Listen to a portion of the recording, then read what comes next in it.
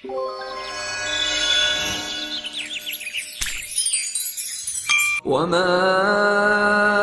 أَرْسَلْنَاكَ إِلَّا كَافَّةً لِلنَّاسِ بَشِيرًا وَنَذِيرًا وَلَكِنَّ أَكْثَرَ النَّاسِ لَا يَعْلَمُونَ. Assalamu alaikum wa rahmatullahi wa barakatuh. Er kişinin yatak öydün başka öyge yatak ayırıp yetiş hakkı var mı? Er kişinin ayalını başkalarının külleş hakkı var mı? Erinin ayalını külleşinin çeki var mı? Külleşinin yaxşı ve yaman tarafları nimelerden ibaret? İslam'da er ayal arasındaki sirni içişinin hükmü nime? Turmuşta er ayalını güç yetmeydiği işlere buyuruş hakkı var mı? Qini söhbetimizin davamıga merhamet.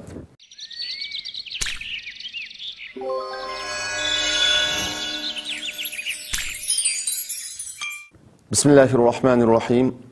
Elhamdülillahi Rabbil alemin. Vel aqibetu lil muttaqin. Ve la udvana illa alel zalimin. Vessalatu vesselamu ala rasulihil amin. Ve ala alihi ve sahbihi ecma'in. Ve men tabi'ahum bi ihsanin ila yevmiddin. Amma ba'd. Hürmetli qarindoshlar. Assalamu alaikum wa rahmatullahi wa barakatuh.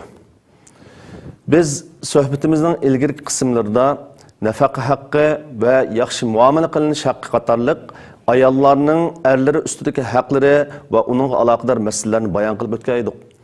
Bugun biz Allah'ın yardım bilen hukuk ve mesuliyet namlıq programımızın 3. bölümünü sizler bilen ortaklaşış üçün men Nizamiddin Temkini hukuk ve mesuliyet namlıq söhbetimizin daimlik mihmini Ustaz Muhammed Ali bilen bir araya geldik. Assalamu alaikum wa rahmatullahi wa barakatuh. Hürmetli Ustaz, söhbetimizge qayt kelganliginizni qarshi olamiz. Hürmetli Ustaz, biz söhbetimizdeki 3. bölümünde erning ayoliga Allah'ni tanıtış ve onun itaatiga chaqirish mesuliyet doğrusu to'xtalamiz. Allah subhanahu wa ta'ala Kur'an-ı Kerim'de Euzu billahi mineşşeytanirracim.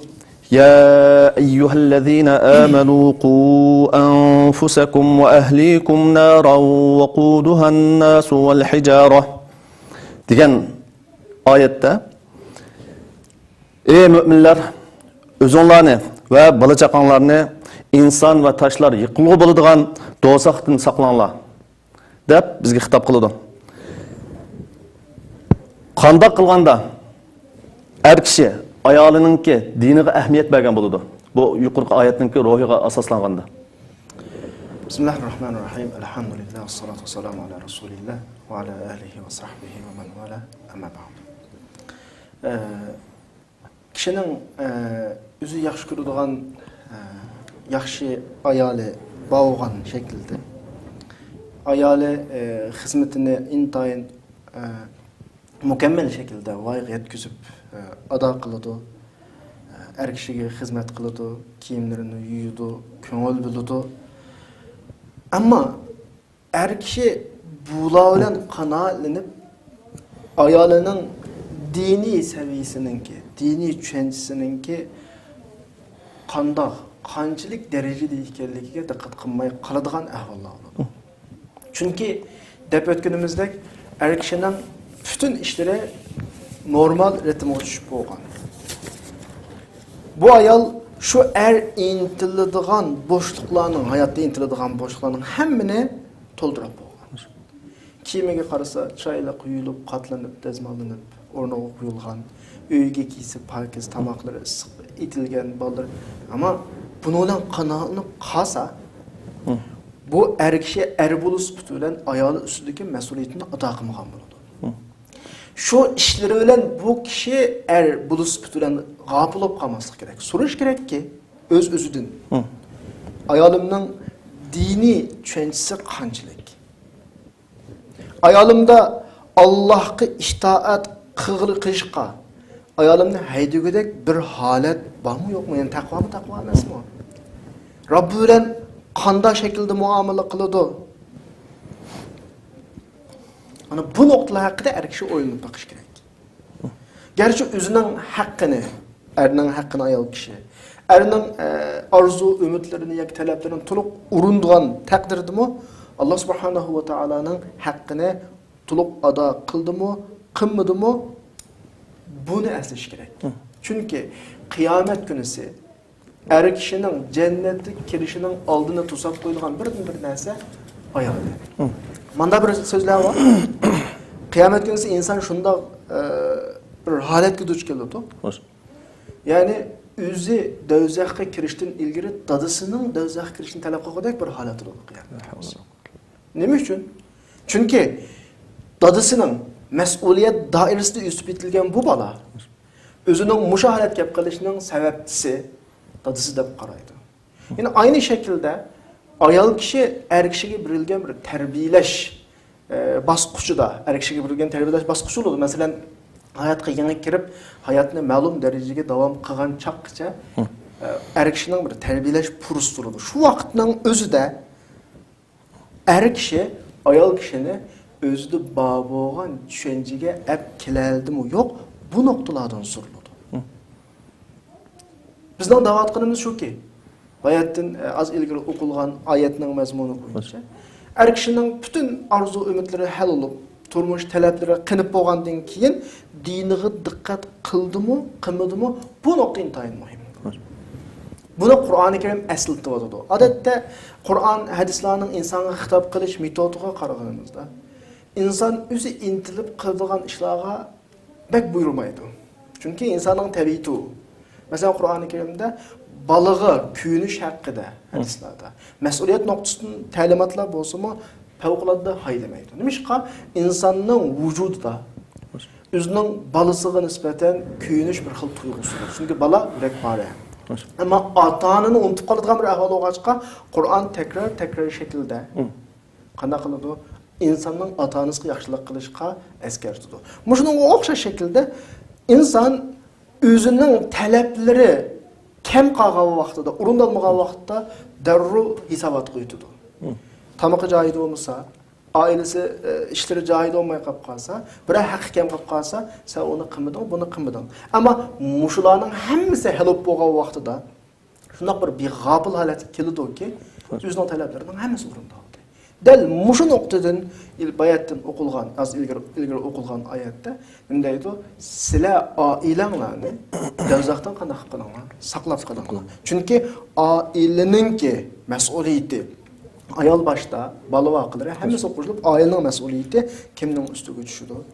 Erning ustiga tushadi. Ya'ni bu yerda shunda deymizki, kishi o'zining moddiy nishoni, moddiy orzu umidlarini hozirlab bo'lgandan keyin, buning erishib bo'lgandan keyin endi ayol kishininki oxiratlik ayol kishining kutadigan bir taraf bo'ladi. Bu amalga oshdimi, oshmadimi, buni surishti qilishni o'tkazadi. Buni Qur'oni Karim bizga eskartib o'tadi. Endi er kishi ayolining iymoniy tushunchalariga ahamiyat bergan vaqtida, namoziga ahamiyat bergan vaqtida, ayoli eriga Allohni deb turib itoat qilish yoki itoat qilmasligi bu nuqtaga ahamiyat bergan vaqtida bu nimani ifodalaydi desa, er kishining ayoliga bo'lgan vafodorligini, sadoqatmanligini ifodalaydi. Bu eng yuqori darajadagi bir vafo, er ayol o'tirdiki bir vafo. Chunki bunda er kishi, ya'ni ayol kishining dunyoviy taraflaridan boshqa oxiratlik taraflarga ko'ngil bo'lganligining o'zi nima desa, ayol kishining moddiy taraflaridan to'liq o'zining istaklarini, talablarini ep bo'lgandan keyin hamda ayolining kelgusida oldimizda bizni kutib turayotgan hayotda ayolining o'ziga o'xshash bir hayotga erishish uchun qilgan sa'isi hisoblanadi. Bu nuqtadan biz er kishining bu ish harakatlarini, bu xil ko'ngil bo'lishlarini ayoliga bo'lgan nima deymiz hamda buni vabosi deb qaraymiz.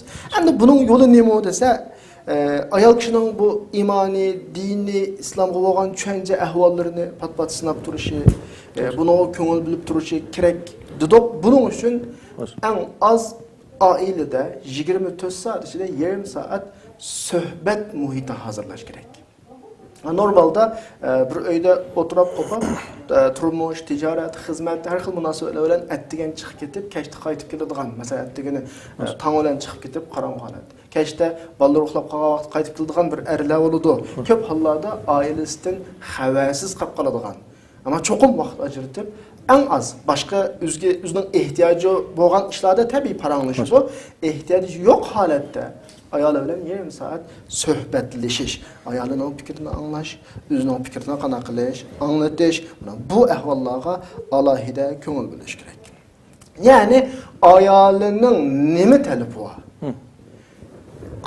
Qanday xil saviyadagi tushunchaga ega buni ayolidan eng az deganda 30 minut atrofida qana qilish kerak, anglash kerak.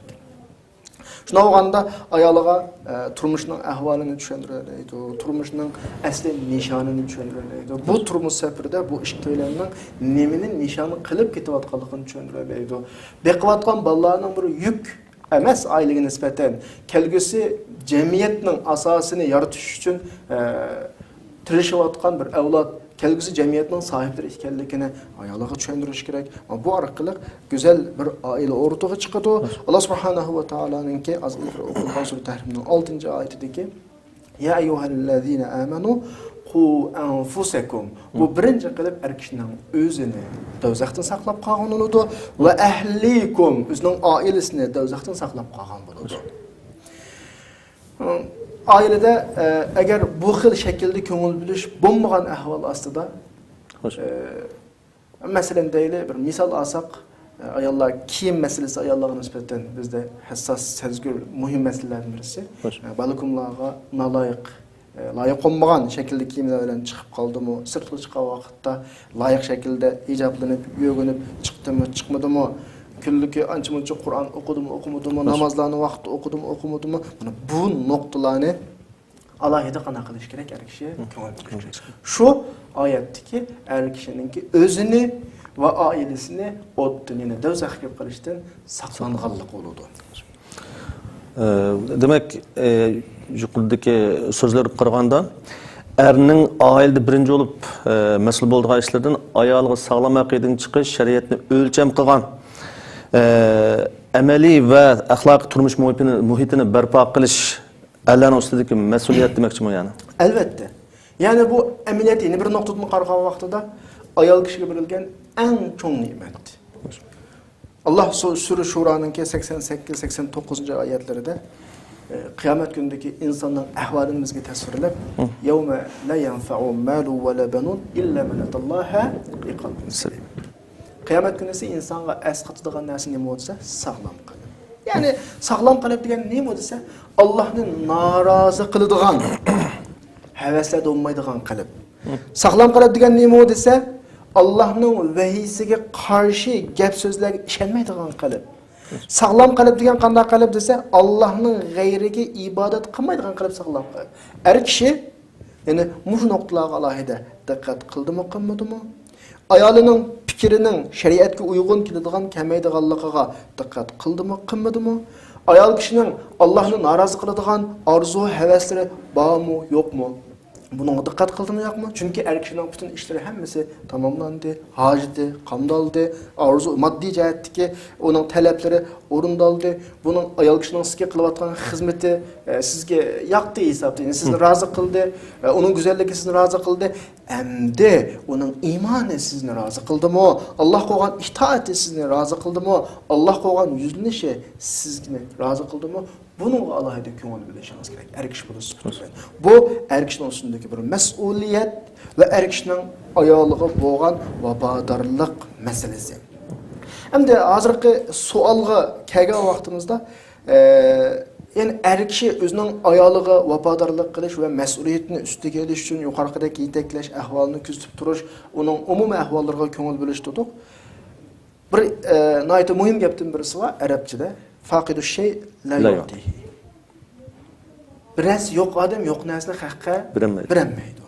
Endi er kishi ayol kishini yuqorida degandek bir yo'lga akirish, uningga ko'ngil bo'lish, uning bilan o'rtaq tushunchaga kelish, Allohning ko'rsatib bergan bu ta'limotni o'rtaq o'rindash uchun er kishining shu shaklda bir sabo saviya bo'lish kerak. Chunki nikoh qilingan minutdan tortib er kishi ayolining axloqidan mas'ul, dinidan mas'ul, Robbi bilan bo'lgan aloqasidan mas'ul. Ayollik unda dinaz emas ki, bu büyük bir mas'uliyat. Endi inson men normal Cemiyetdeki adamlar qanday yaşasa şunday yaşayman deb oylasa, tamam, onda çoğun mesele yok. Ama ben mümin peti yaşayışım gerek. Mümin aile süpütü yaşayışım gerek. Allah'ın nazarında yukarı mertebelerge öğrülüşüm gerek dese, özünün hayat hemrayının mı şu şekilde kilişige Allah'ı köngül buluş gerek. Allah razı olsun. Peygamber sallallahu aleyhi ve sellem er-ayallık münasebetinin Allah kulçılık kılışı oldu özara hemkarlış arkalık takamülüşünü doğrusu da bayan kılgan bir hadisi esim kıvatıdı. O hadis olsun mu bir kişi keçide turup teheccüd namazı okup ayalını mı teheccüd namazı okutup eğer oğanmasa onun yüzüge soğuk su sipip oğutup xuddi ayal kişi mi keçide turup teheccüd namazı okup yerini mi teheccüd namazı oğutup eğer oğanmasa su sipip namazı oğutup yani bunu okşagan bu Peygamber sallallahu aleyhi ve sellem acayip çıraylık uslub bilen bunu bayan kıp bergilik. Yani bu arkalık er-ayallık münasebetininki ibadette hemkarlışının ottuğu çıkırganlıkına gösterip bergilik. Bu taat ibadetten de normal devam kılbatkanlıkının delili dep qaraymiz hem de turmuşta. Yani bu hadiste bayan kılıngan bu ifade er-ayalı oturustaki cismani cihette, ruhi cihette bir ten, bir ruh, bir fikir ayrılışının bir tasviri. Yani er kişi, ayal kişiye özünün Rabbini esıltıdı, uygutudu, kullandığı barlık güzel vasıtalarını kullanıdı. Aynı şekilde ayal kişinin irige Rabbini esıltıdı, uygutudu ve bunun için güzel vasıtalarını kullanıdı. Bu xil güzel bir muhitning davamlashi uchun her ikkili taraf bu muhitni qayta tekrar yani mushu holatning shakllanishi, mushu muhitning texmi güzel holatga kelishi uchun qarshi tarafni rag'batlantirish kerak. Ayoli erini uyg'otdi. Endi uyg'otsam uxlab qo'ymaydi. Unga kaymasdan unga tashakkur, minnatdorlik bildirish kerak. Yani eğetse bu şekilde uyguluşu onu rıgıbetlendiriş gerek ben hoş oldum mesela. Sen de ben hoş oldum. Ben uygulup Allah'ın için rahmet degendek mesela. İri ayalını namazı eskertken vaxtıda ben namazdan vaxtı ödep kitap kalayda kaldı. Ben namazı onu oku al dese ayal kişi irinin kıgan bu iş için irige ihtiram bildiriş gerek. İkisinin oturda maddi hemkarlık maddi menfaat birisi nispeten oturuğa çıkandan keyin bu xil ma'naviy, bu xil uxraviy o'rtaqlikning o'rtaga chiqarganligi ikkili tarafni xursand qilish kerak. Bu bir tarafdan bir ruh, bir fikr, bir manhajga aylanish olsa, yana bir tarafdan bizning dinimizning cho'ng bir prinsiplaridan birisi bor. Ya'ni haqiqatga tavsiya qilish, yaxshilikqa buyurib, yomonlikdan qana qilish, tuzish. Buning oiladagi bir ifodasi. Allah razı olsun.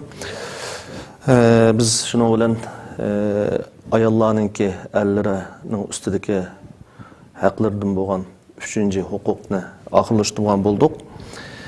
Biz hazır 4. hakkı ötümüz. Bolsumu erinin ayalı üçün zinnetlenişi. Hemençe bu mavzu bazıları anlasa bu ekşimi yasanamdı, zinnetlenemdi dep böylece düşünüş mümkün. Ama bunu dinimiz alaydı bu meseleye ehemmiyet verip fiqh-şunas alimlar bu vakta alayda o vakti toxtulup onun ehemmiyeti doğrusu toxtulup alimlar o meselenin ehemmiyeti doğrusu toxtulup bunu ayal kişinin ki qandaq er üçün zinetlenişi kerak bolsa erning mi ayali üçün uyida zinetlenişi, chiroyli kiyinishi, chiroyli yasinishi kerak ekanligi to'g'risida alohida to'xtalgan. Hem ayol kishininki haqqi deb qaragan. Shunga bilan birga Umar ibn Xattob roziyallohu anhu mu sizlar ayollardan nimani yaxshi ko'rsanglar, ya'ni ayollaringlar sizlarga qandoq davranishni, qandoq yasinishni, qandoq muomala qilishni yaxshi ko'rsanglar, sizlar mu ayolinglarga shuni qilinglar. Chunki ular sizlardan shuni istaydi. Yani ayollar üçün, ayollaringlar üçün zinetlaninglar, chiroylik kiyininglar, chiroylik yasaninglar degan mazmunda bir asar bayon qilinliq. Buning asoslanib turib, ya'ni ayoli uchun zinatlanishi lozim bo'lamdi? Endi bizning bugun yashayotgan bugungi zamonimizda kishi ayoli uchun bir ishni qilishni xuddi o'zining erlik g'ururining dafsandog'ini, erlik martabasining tushib ketganidek bir xil hissiyat, tuyg'u o'rtaga chiqib qolgan bo'lsa-mu, ammo amaliyotda haqiqatan bu sünnet yani Resulullah'ınki bizge ailevi göstergen bir prensip yolu. Her kişi özünün ayarınınki güzel şekilde ortaya çıkışını aldı da güzel şekilde duruşunu konu isteydi. Neden ayarının mı bir insan buluşu tuturen, irininki aşta buluşunu istediği halkını unutup kalıyordu. Emniyette ikisi okşaş hissiyatı iyi bir insanlar. Ayale, eri nimeni yaxşı görse şunu yaxşı gördü.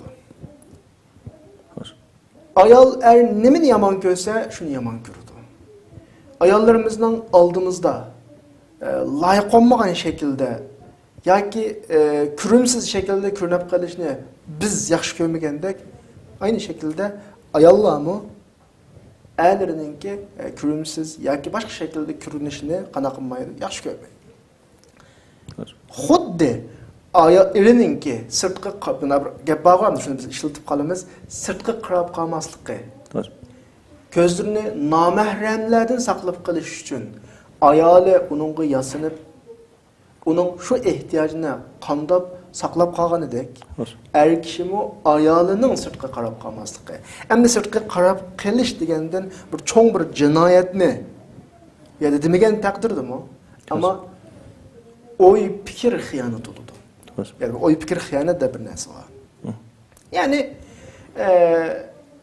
özünün ayali için güzel bir menziri de tutmagan, yani özge ehmiyet vermeydiğin her kişinin ayali belki köngünde erim palanıdek, pukunudek mesela kiyinsçu, ya ki mandarak yüzçu, ya ki ma tazlıqıga ehmiyet verse, ya kim kişikini mandarak retlik yüse, ya sakal burutunu çaylık yasap yüse degandek bir oy fikirle bu qilish ehtimali var.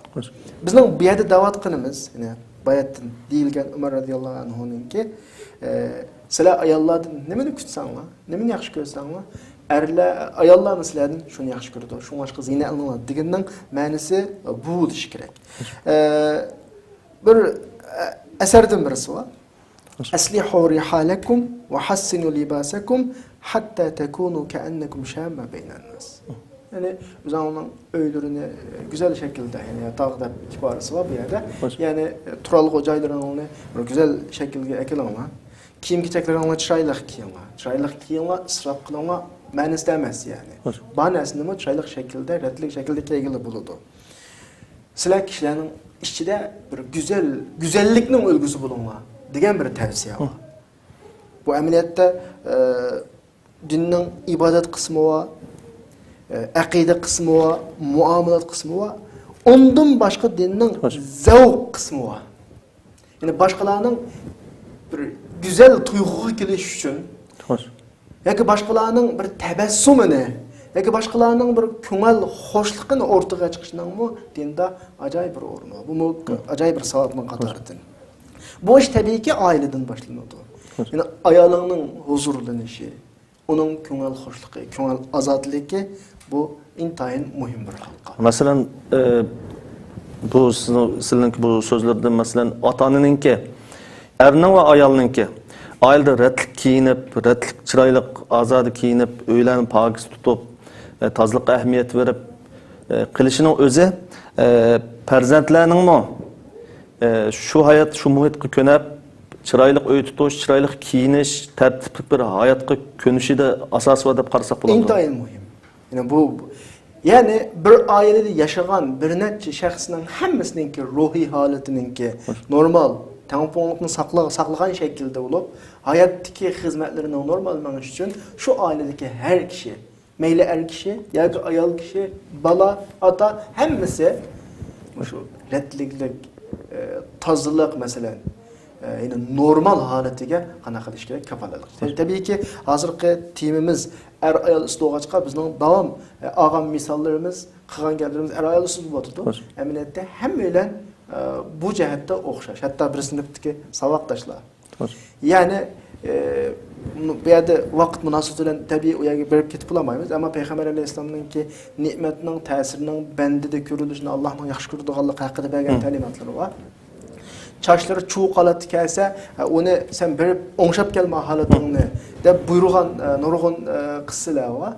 Kiyimlari rassiz, jul-jul kelgan kishilarga sening bir narsang yo'qmi desa, voy mening manchib quyim bor, manchidan tugan bor deb bir cho'ng hozirgi vaqtdagi pul hisob qilsak, millioner puli su odamlar bularga qayg'ayalar.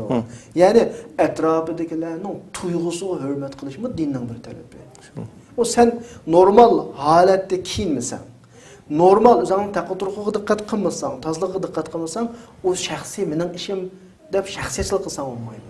Yani çünkü sen haq bilan birga yashaysan, qachonda birga yashayotganlar bor. Bo'libmi bugungi temamizga munosabatlik ayoli eriga nisbatan, ayoli eriga nisbatan bular chambarchas bog'langan bir kishilar. İchki tashqi jihati bog'langan bir kishilar. Bular birisi-birisini o'zaro zavq qilish kerak yani. Go'zal tuyg'u bo'lish kerak. Çünkü bu ikkilan normal sınıfta oturup ders o'qiyotgan ikki saboqdoshga o'xshamaydi. Ders o'qiydi, olib ketmaydi bular. Balki hamkorlashib kelgusini yaratayotgan bir jamiyat zavodi desak bo'ldi bular. Çünkü bu ikkisining qo'lidan kelgusining sohiblari chiqadi. Agar muvofiq, ya'ni go'zal bir muhit yaratilmaganida kelgusiga o'tirib chiqmoqchi bo'lgan, sizlar degandek u oiladagi bolalar qancha chiqmoqchi? O qalaymagan muhit yo'g'ilgan bolalarning ahvoli nima bo'lmoqchi? Bir kişinin qalaymansızlığı, yani qalaymakanlığı, meyli kiyim-kechak tozaliq jihatda olsun, şu muhitga ta'sir qildi. Atrof mashta bo'ladi, oila shunda bo'ladi. Eng oxirida shu bolalarning ko'ziga hamma narsa shu paytda singadi. Jamiyatda o'rtaga chiqadigan kelgusi jamiyatning sohiblarininki bu shaklda o'rtaga chiqib qolishi intayin xatarli. Shunga inchik munosabatni aytgan vaqtda ayolga, ayol eriga go'zal shaklda ko'rinishga alohida diqqat qilish kerak. Bu qarshi tarafning haqqi. Her bir tarafga nisbatan. Xulaslasak, erlar ayollarninki güzel şekilde tertiplik bir turmuş muhitini barpo qilishni oilada istaganiga o'xshash. Erlardimmi ayollar shuni istaydi? Aynı şekilde. Buni masalan Qur'on Karimdagi "Va lahunna mislullazi alayhinna bil ma'ruf" degan oyatga yig'inchoqlasak, dal bu oyat yani insanın normal şahsi tabiatini bizga isbotlab beradi. İnsanın tabiatı bu asli. وَلَهُنَّ مِثْلُ الَّذ۪ي عَلَيْهِنَّ بِالْمَعْرُوفِ. Meyli er olsun, ayol olsun, onun üstüge yüklengen mecburiyet ki okşaş, ilişki tegişlik bir hak hukukları var. Meyli ayol kişi olsun, er kişi olsun. Er kişinin bu ilişki tegişlik nesleri var, ayol kişinin bu ilişki tegişlik nesleri var. Bu nesler karşı taraf yötkelge vaxtda mesuliyet şekilde yötkelge. Yani üzümüzü düşünürüz biz erler bulu süpütümüz bilen. Bizning ulardan talep qildi, nimani talep qildiganligimizni bilamiz. Hem de şu şekilde ayollarning bizden shuni talep qildiganligini asdan chiqarmaslik kerak. Allah razı olsun. Biz ayollarninki erlar ustidan bir haq qo'ysak, bu küllash haqqi. Buni fiqhshunos olimlar küllash haqqi deb atagan. Haqiqatda ba'zi ayollar erlerinin başkalarının küllüşini xalasa, yani bazı ayollar erlerinin küllüşünün yamanlıqıdın, yani başkalarının küllüşünün yamanlıqıdın, yani erinin aşurup küllüşüden şikayet qilib qila ishlab olganlik, bunun bazı bir amaliy voqeaga şahit bo'lgan yerim bo'ldi meningki. Tabii bo'ldi. Ayol orasidagi, yani er ayol orasidagi bu küllash ba'zi munosabatga hatta munosabat ta'sir etkizib qolmay, oilaning buzilishiga elib boradigan ahvollarni kelib chiqig'liq jamiyatimizda. Buna bir örnek bersak, Peygamberimiz sallallohu alayhi vasallamning bir hadisi bor. Sa'd radhiyallohu anhu to'g'risida bayon qilingan. Bu hadis Buxoriyda rivoyat qilingan hadis. Sahabalar Saidninki külleşiden tecrübünü atamsızlar. men onundan bekroq kullamchi. Alloh mendan bekroq kullamchi degan bir mazmundagi bir hadisi bor. Endi bu hadisninki ma'nosiga yoki umum tushunchasiga qaragan vaqtimizda ayolini qaysi darajada kullisi bo'ladi? Amaliyotda bu savolga hozir o'qilgan hadisning o'zi javob berib bo'ldi. Hadisda bizning diqqatimizni tortadigan bir inchki nuqtalar bor. Hadis 3 mazmundan so'raladi. Birisi ata'ajabuna min g'ayrati sa'at. Sa'atninki kullishidan hayron qolamsizlar. Degan Rasulullohninki. Boshqalar ayolni shunday kullaydi ekan, nima deb kullaydi degan ifodasiga qarta bagan inkasi. Ya'ni islomda kullash bor. Xo'sh. Bu to'g'riliq sal turib to'xtalamiz. Ammo hadisning inchki nuqtalarini men avval davolay. Ya'ni Rasululloh mushu bilakdan kullashninki ayol o'rtasida cho'qim bo'ladiganligi. Bu kullash qandaqdir bir eski qo'yilmasdan kishining va yoki ayol kishininki qarshi tarafga bo'lgan vafosi, sevgisi, mas'uliyatchanligining ifodasi. Bu nuqtani ifodalaydi hadisning bu qismi. Endi sizlar degandek buning oshirib yoki faqat kullamay tashlab o'tib mas'uliyatli qiladigan bir taraflar bo'ladi. Odatda normalda ulamolar, psixologiya ulamolari har qanday bir ishni 3 ga bo'ladi. 90% normal holat. Üstüde 5% haddidan eşib ketgan holat ve tuvanda 5% normaldan tuvan holat debdi. Bunun içindeki 90% holati normal holat. Yani her qanday ish shunda. Biz meyli yaxshi yomon degan har qanday ish normal bo'lib qolsa bu maqbul. Ama eşib ketgan tarafi bizda mardud, yani rad qilinadi ve tuvandan tushib ketgan tarafi mo ham rad qilinadi. Hadis nima deyapti? Sa'da kullishi kerak. Yani her bir Müslüman özünün ayolini, her bir ayol özünün erini qanday qilish kerak? Kullish kerak. Çünkü bu mas'uliyat, sevgi, vafo ifodasi. Ammo bu haddidan oshmaslik kerak ki Allah Resulü, Allah'ın Resulü belgilagan doirada bo'lish kerak. Oxirdagi ifoda men sa'dadan bekroq kullayman. Allah mendan bekroq kullaydi degani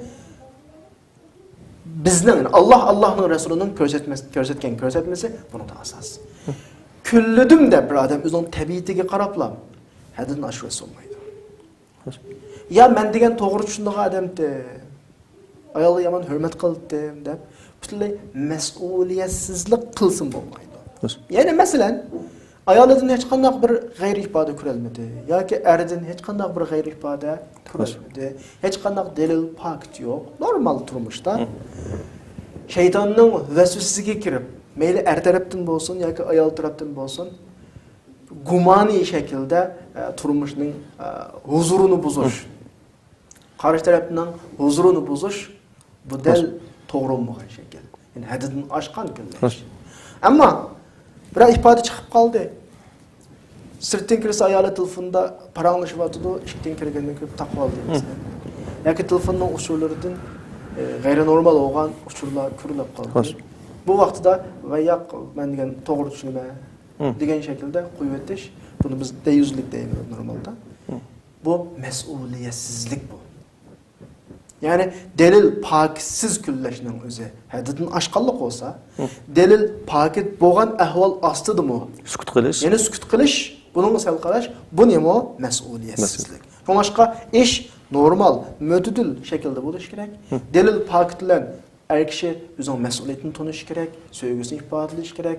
Ayol kishimi shu, delil pakit bo'lmagan vaqtda ayolning huzurini buzadigan, yoki qarshi taraf bir-birisining huzurini buzadigan, noto'g'ri gumonlar bilan bir-birisini kullaydigan ahvolni bo'lmaslik kerak. Hadis intayin qisqa iboda bilan bizga hamma narsani deb berdi. Sizlar Sa'dining kunlashligidan qanaqa qilyapsizlar? Hayron qol. Ya'ni kunduzi kullishi kerak, er kishi ayolini kullashi kerak. Ammo bu o'lcham bo'lish kerakki, men uningdan bekroq kullaydigini, Alloh mendan bekroq kullaydigini. Ya'ni bu yerda kullash masalasida o'lcham nima bo'lsa, Allohning Rasulining nimasi o'lcham. Ammo inson o'zining shaxsiy mijoziga, insonning mijozi har xil. Ba'zi eski mijozlar qiladi. Davomli haddidan oshirib kunlab bir kunlayman deb ham ayolini kuni dumbalaydigan yoki qarlaydigan, uning qalbini azor beradigan ahvollar bor. Yoki ba'zi yumshoq boshuladi. Shuncha ishlab olammi? Shuncha dalil isbot ko'rinib tursa-mu, shuncha ifodalar o'tirdi aniq tursa-mu, yana ishni normal uyning ishini o'chib qo'yadigan. Yani ayoliga favqulodda yo'lni qo'yadigan manda bir holat shakllanib qolsa, bu normaldan tuvan yoki normaldan yuqori holat. Hatto hayotimizda amaliy o'rnaklardan qashimizga bizga yaqin keladigan tonish bilishlarning ayollarining shikoyat qilib kelgan ahvollari bor. Nima desa, meni kulmaydi deydi. Men ayolning gapi, har kishining gapi emas, meni kulmaydi. Men bir sinoq yuzidan bir shaharga safarga chiqman desam, yaxshi deb yo'lsab qo'ydi deydi. O seferde neçə gün turib bolğandan keyin kim bilen emas. Ya o çatıq yo'q. Yani onu o'ylayman. Neçə gün turib bolğandan keyin yana sınaq bir oy kel, men seni bir sig'indim. Nimdep nerede yürüyse demdikin deb men yana azroq turib kelay desam, tamam o zaman men sana pul avatib beray, obda o'ynab kelaydigan. Bu meni yaxshi ko'rmamdi nima deb erining yaxshi ko'radigan ko'maydiganini gumonlanib shikoyat qilganlar. Yana kullash, ayol o'tirdiki kullash o'zaro muhabbatning ifodasi, sevgining ifodasi, vafoning ifodasi. Yani küllash ayol o'tirsida normal islomiy ko'rsatma bo'yicha oshirib o'tmaslik va normaldan tushirib o'tmaslik. Yani hadisning bizga ifodalayotgan narsa bu. Allah razı olsun. Hani biz ayollarninki bu o'rtaq bir huquq, eng oxirgi bu ayollarninki erlar ustidagi huquqlardan ayol orasidagi sirlarni yaymaslik to'g'risidagi huquq. Bu vaqt Peygamber sallallohu alayhi vasallamninki naq mashaqat kelgan bir hadisi var. Qiyomat kuni Allohning huzurida eng yomon hisoblanadigan kishilar ayolning sirini oshkorlagan ve erining sirini oshkorlagan ayol. İslamiy axloqda ayol orasidagi munosabat saqlanishi lozim deb qaraymiz. Bu tabiiy shunday bo'lishi kerak. Endi buni qanday tushunamiz endi? Yuqorqi hadisga asoslangan vaqtida. Bizde ademilik deydigan bir söz var. Yani insanga layık haletten ütüp ketken vaqtda bunun ademilik yok aldı. Ademilik yok deymiz mesela. İnsan rastçıl olsa bunun ademilik var deymiz. Ehdik vapa olsa bunun ademilik var deymiz. Yani sağlam adam olsa ademilik. Ama aks takdirde bunun ademiliki yok deymiz. Hem de şu ademilikning yo'qolganligining bir ifodasi kishininki amaliyotda ayolini rasvo qilgani emas, o'zini rasvo qilgani. Yani ayol o'tirdiki maxfiyatchilikni o'tirg'i chiqargani. Bu amaliyotda o'zini rasvo qilgani. Hayoda bir narsa bor. Hadisda hayoni iymonning qatoridan deydi. Bu ayollik munosabati Sura Niso'ning 21-oyatida nima deb tasvirlanadi desa, nayt mustahkam va'da bilan va kayfa ta'khudunahu va qad afta ba'dukum ila ba'd va akhadna minkum mithaqan ghaliza. Yani intayin mustahkam va'da berishib o'zaro birisiga. Mustahkam ahdi misaq bilan o'zini qarshi tarafga ejvatdi deganlik u. İnsan ayolidan boshqa odamga valla u ota-onasi bo'lib ketsin. Ayol eridan boshqa har qanday odamga ochmaydigan ichki dunyosini shu ahdi va'daga asosan birisiga ochdi. Uning bilmaydigan yeri qolmaydi, bilmaydigan siri qolmaydi, deyishmagan gap so'z uning maxfiyatchiligi qolmaydi endi. Buni echilishning bunda shaklda qarshi tarafga echib o'tishning birinchi qadami nima edi? Ahdi va'da edi. Yani va'da bilan ochgan u. Şu nikahning birinchi kunisidagi men buni oldim, qarshi tarafning men uningga tagdim degani birimizga to'liq ahdi va'da berishdik. Biz bu qurg'onning ichiga kiramiz, birimizdan yushiradigan hech qanday narsa qolmaydi. Ichki dunyolarning hammani birimizga ochamiz, ikkilan bir-birimizga degan bir va'dadan iborat. Ham bu yerga bu xil shuncha mustahkam va'da bilan kirib bo'lgandan keyin mayli yoki ayol bu aile içindeki, bu müstehkem va'da bilan qo'shilgan bu qurg'on ichidagi ba'zi ishlarni, maxfiyatchiliklarni, sirlarni o'tirib ochib o'tish bu ayol kishining yoki er kishining normal sirini aytish emas. Xo'sh. Bu birinchi qadamda va'daga vafo qilmaslik, ahdini buzish, ya'ni munofiqlik bu aniqroq degan vaqt. Xo'sh. Bu er-ayollik aloqa bir muqaddas aloqa. Bu muqaddas aloqani bu xil odamiylikninki yo'qolishi bilan odamiylikning yo'qolgan bir buzib o'tishga bo'lmaydi. Ya'ni bunda odamda biz normalda odamiylik yo'qolgan odam deymiz.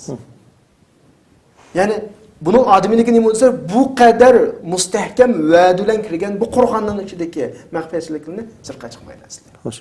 Buningga boshqa ismni qo'yish ma'jazsiz, shu odamiyligi yo'qolgan. Bundan boshqa buningga atalog qo'yishmi menga toza to'g'ri emas.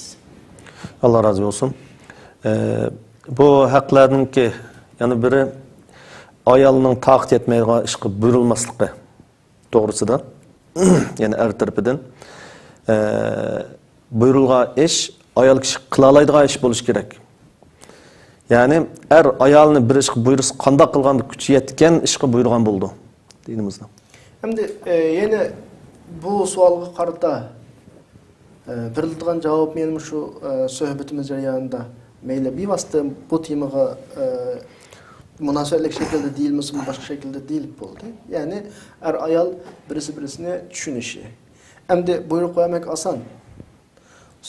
Savol so'roq qilib hisob olmoq texmi oson. Ammo sening shu bergan buyruqing aqlga uyg'unmi, uyg'un emasmi? Onun imkoniyatiga to'g'ri kelamdi kamimda, mayli vaqt jihatdan bo'lsin, jismoniy jihatdan bo'lsin, sen buyurgan shu ishlarni qila olamdi yoki qana qilamamdi, qilamamdi. Bu bir nuqta.